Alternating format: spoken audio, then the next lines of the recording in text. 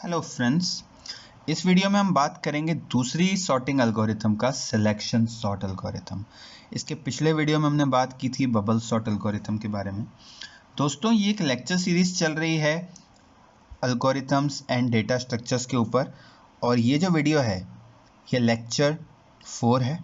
Okay, यदि आपने पिछले वीडियोस नहीं देखे हैं तो उन वीडियोस को देख लीजिए, जहाँ मैंने बताया है कि इस लेक्चर सीरीज़ का क्या प्लान है, एल्गोरिथम किसको बोलते हैं, डेटा स्ट्रक्चर किसको बोलते हैं, और हमने शुरुआत की एक सिंपलेस्ट सॉर्टिंग एल्गोरिथम से जो कि है बबल सॉर्ट। उसी कड़ी में आगे बढ़ रहे हैं और एक और एल्गोरिथम की बात करेंगे, सिलेक्शन सॉर्ट की। इसके ऊपर भी गेट में क्वेश्चंस पूछे जा सकते हैं। ओके, तो शुरुआत करते हैं हमारे इनपुट अरे से। ठीक है, जो हमारे पास जो लिस्ट है, अरे बोल दो या लिस्ट बोल दो, जो हमारे पास नंबर्स की लिस्ट है, हमें इनपुट में वो लिस्ट दी गई है और हमें करना क्या है, उसको सॉर्ट करना है। ओके, ये रही हमारी लिस्ट। अब ये एल्गोरिथम कैसे काम करती है इसको समझ लीजिए। हम क्या करते हैं, पहली इटरेशन में पहला एलिमेंट कंसिडर करते हैं और इस एलिमेंट को हर एक एलिमेंट से कंपेयर करेंगे। ठीक है, इसको मान लेंगे कि ये मिनिमम है और फिर इससे जो भी छोटा एलिमेंट है उसको हम फाइंड करेंगे। ठीक है, इस लिस्ट में। और जब हमें इससे छोटा एलिमेंट मिल जाएगा तो हम उस एलिमेंट को इसकी जगह पर रख देंगे और इस एलिमेंट को उसकी जगह पर रख देंगे और हमारी पहली इटरेशन कंप्लीट हो जाएगी। तो इसको मान लेते हैं कि अभी ये मेरा मिनिमम एलिमेंट है। ठीक है, अब इसको इससे कंपेयर करते हैं। क्या 10 8 से छोटा है? नहीं, 8 छोटा है। तो अब हम 10 की जगह 8 को यूज़ करेंगे। ठीक है, अब हम आगे बढ़ते हैं। क्या 8 3 से छोटा है? नहीं, 8 3 से बड़ा है। तो अब हम 3 को यूज़ करेंगे। ठीक है, क्या 3 12 से छोटा है? हाँ, छोटा है। ओके, क्या 3 6 से छोटा है? हाँ, छोटा है। क्या 3 1 से छोटा है? नहीं, 3 1 से बड़ा है। तो 3 के स्थान पर 1 आ गया। ठीक है, और हमने अरे को पूरा एक राउंड लगा लिया। तो हमने शुरुआत किया था मान करके कि मिनिमम 10 है, लेकिन जैसे जैसे हम आगे बढ़े तो यहाँ पर 10 की जगह मिनिमम 3 हो गया। यहाँ पहुँचे तो 3 की जगह मिनिमम 1 हो गया। तो जब हमने मिनिमम को आइडेंटिफाई कर लिया कि वो 1 है, तो उसको इस पोजीशन वाले एलिमेंट से रिप्लेस कर देंगे। यहाँ पर 10 था तो यहाँ पर 1 आ जाएगा, स्वैप कर देंगे। ये 8 का 8 ही रहेगा, ये 3 का 3 रहेगा, ये 12 का 12 रहेगा, ये 6 का 6 रहेगा, और यहाँ पर 1 की जगह पर 10 आ जाएगा। और ये वाली जो पोजीशन है इंश्योर हो जाती है कि यहाँ पर सबसे छोटा एलिमेंट आ गया है। ओके, और हमारी इटरेशन 1 कंप्लीट हुई। और अब जो हमारी रिमेनिंग लिस्ट बची है सॉर्ट करने के लिए, वो ये वाली बची है। ओके, अब हम सेकेंड इटरेशन की बात करते हैं। तो हमारे पास जो मिनिमम है वो 8 है। ठीक है, अब 8 से हम शुरू कर रहे हैं और जो भी छोटा एलिमेंट हमको मिलेगा उसको हम 8 वाली पोजीशन पर लाकर रख देंगे और 8 को उसकी पोजीशन पर लाकर रख देंगे। तो 8 को 3 से कंपेयर करते हैं। क्या 8 3 से छोटा है? नहीं, 8 3 से बड़ा है। तो अब हमारा जो मिनिमम है वो 8 की जगह 3 हो गया। अब हम आगे बढ़ते हैं, 12 से कंपेयर करते हैं नए मिनिमम 3 को। क्या 3 12 से छोटा है? हाँ, छोटा है। तो फिर अब हम आगे बढ़ते हैं 6 पर। क्या 3 6 से छोटा है? हाँ, छोटा है। तो अब हम आगे बढ़ते हैं 10 पर। क्या 3 10 से छोटा है? हाँ, छोटा है। तो हमने लिस्ट को, बची हुई लिस्ट को ट्रैवल कर लिया और जो मिनिमम आया वो आया 3। तो अब 3 को 8 की पोजीशन पर रख देंगे और 8 को 3 की पोजीशन पर रख देंगे। तो जब हमारा सेकंड इटरेशन हुआ तो ये 1 तो ऑलरेडी अपनी पोजीशन पर आ गया था, यहाँ पर 3 आ गया, 8 को 3 की पोजीशन पर रख दिया, इधर 12, इधर 6, इधर 10। सेकंड इटरेशन कंप्लीट हुई। ओके, और जो अरे हमारे पास बचा है अब वो ये वाला बचा है। ओके, हम थर्ड इटरेशन पर चलते हैं। थर्ड इटरेशन पर चलने के लिए अब हम यहाँ से शुरुआत करेंगे, ये हमारा मिनिमम है, ठीक है। क्या 8 12 से छोटा है? हाँ छोटा है, तो अब हम आगे बढ़ते हैं। क्या 8 6 से छोटा है? नहीं, 8 6 से बड़ा है, तो अब हमारा नया मिनिमम 8 की जगह 6 हो गया। अब हम 6 को लेकर आगे बढ़ेंगे, 10 पर जाते हैं। क्या 6 10 से छोटा है? हाँ छोटा है, और ये हमने इस अरे को भी ट्रैवल कर लिया, तो हमारी जो मिनिमम वैल्यू आई वो आई 6। अब हम 6 को 8 वाली पोजीशन से वहाँ पर ले आएंगे और 8 को 6 की पोजीशन पर ले आएंगे, और ये हमारी थर्ड इटरेशन कंप्लीट हुई। और अब जो अरे की लेंथ बची है, लिस्ट की लेंथ बची है, वो है 3। ओके, अब हम बात करते हैं फोर्थ इटरेशन की। यहाँ पर 1 ऑलरेडी अपनी प्लेस पर आ चुका है, पहला smallest number, second smallest number भी अपनी पोजीशन पर आ गया है, थर्ड स्मॉलेस्ट नंबर भी अपनी पोजीशन पर आ गया है। अब हम शुरुआत करेंगे 12 से। 12 हमारा मिनिमम है। क्या 12, अब आगे बढ़ते हैं, क्या 12 8 से छोटा है? नहीं, 12 8 से बड़ा है, तो 8 हमारा नया मिनिमम हो गया। अब हम 8 को लेकर आगे बढ़ेंगे, 10 पर जाते हैं। क्या 8 10 से छोटा है? हाँ छोटा है, तो कोई ज़रूरत नहीं है मिनिमम को चेंज करने की, और इस पार्ट को भी हमने ट्रैवल कर लिया। तो अब जो हमारा नया मिनिमम 8 है वो 12 की पोजीशन पर आ जाएगा, 12 8 की पोजीशन पर आ जाएगा। ओके, तो इस इटरेशन के बाद 8 इस पोजीशन पर आ गया, 12 यहाँ आ गया और 10 यहाँ आ गया, और हमारी जो रिमेनिंग अरे है उसकी साइज़ क्या बची है? 2। अब एक लास्ट इटरेशन और बची है। 1 अपनी पोजीशन पर है, 3 अपनी पोजीशन पर है, 6 अपनी पोजीशन पर आ गया, 8 अपनी पोजीशन पर आ गया। अब हम शुरू करते हैं 12 से, ठीक है, ये हमारा मिनिमम है। अब 12 को 10 से कंपेयर करते हैं। क्या 12 10 से छोटा है? नहीं, बड़ा है, तो 10 जो है हमारा नया मिनिमम हो गया।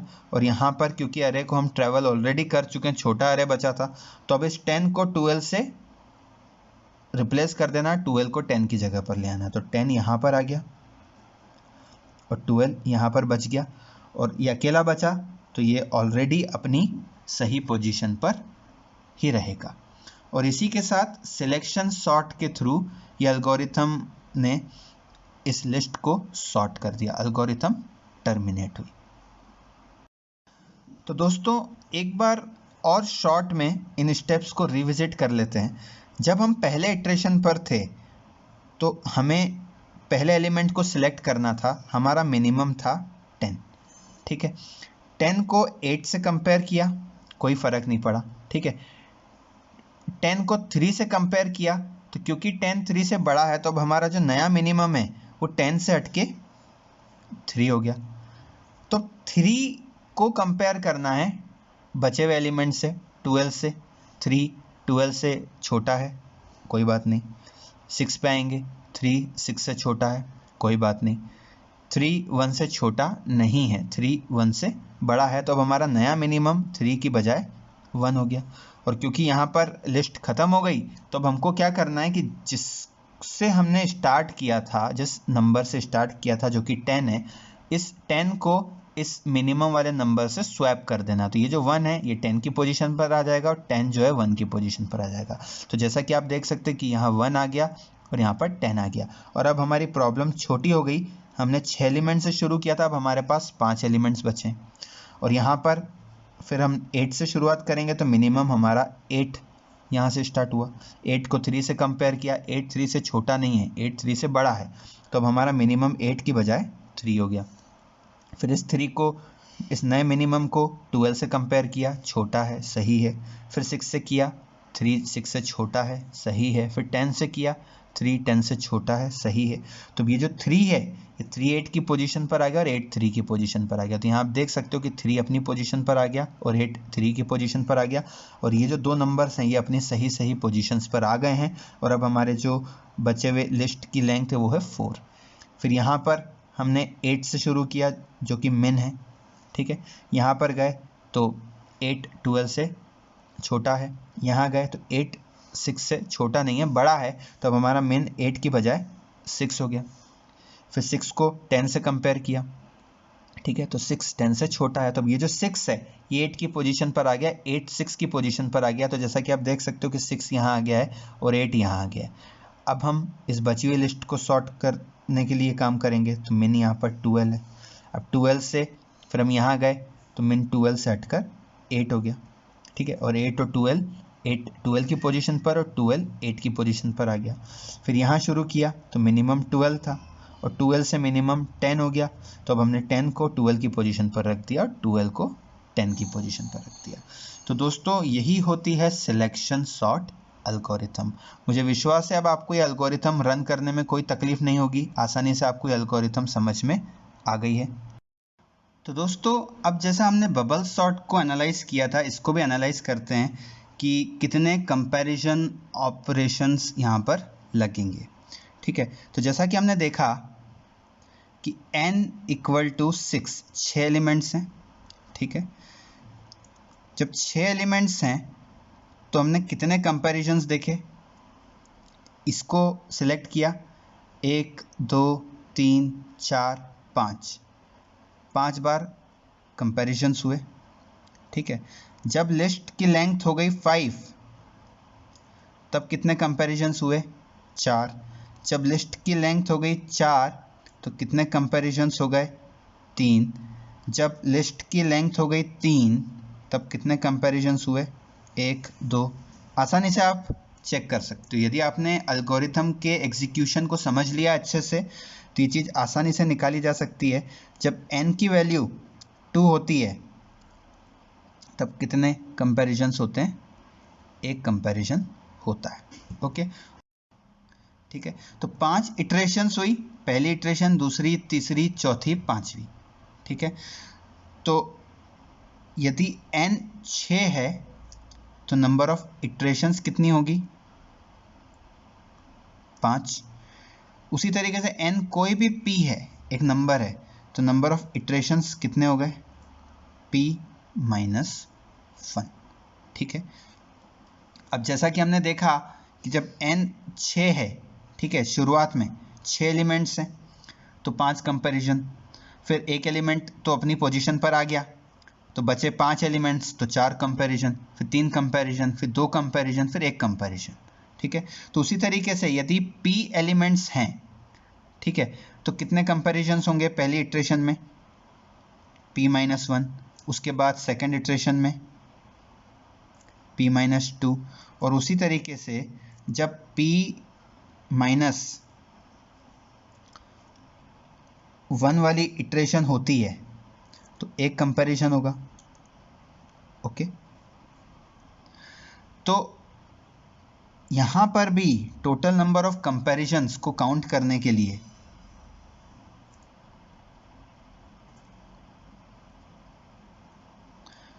p - 1 plus p - 2 plus up to 1, जैसा कि बबल सॉर्ट में किया था।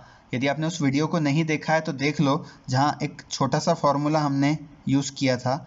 जब हमारे पास x नंबर्स होते हैं तो सम कितना होता है, x × x + 1/2। ये एक अरिथमेटिक प्रोग्रेशन है।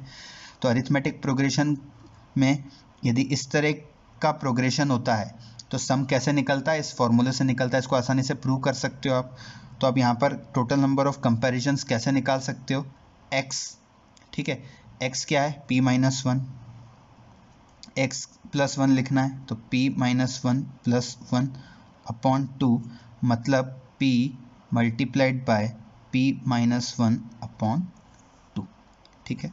इस केस में यदि हम देखें कि 6 एलिमेंट्स थे तो 5 कंपैरिजन्स पहली इटरेशन में, फिर 4 दूसरी इटरेशन में, फिर तीसरी इटरेशन में 3, फिर चौथी इटरेशन में 2 और पांचवी इटरेशन में 1।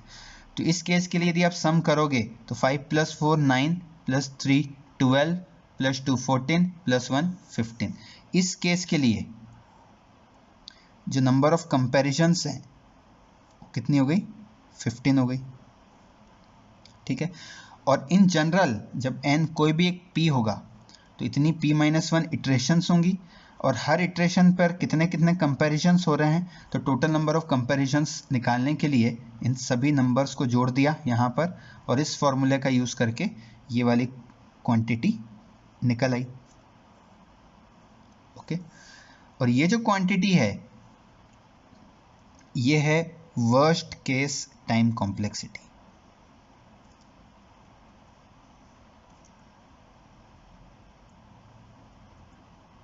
कितनी हो गई?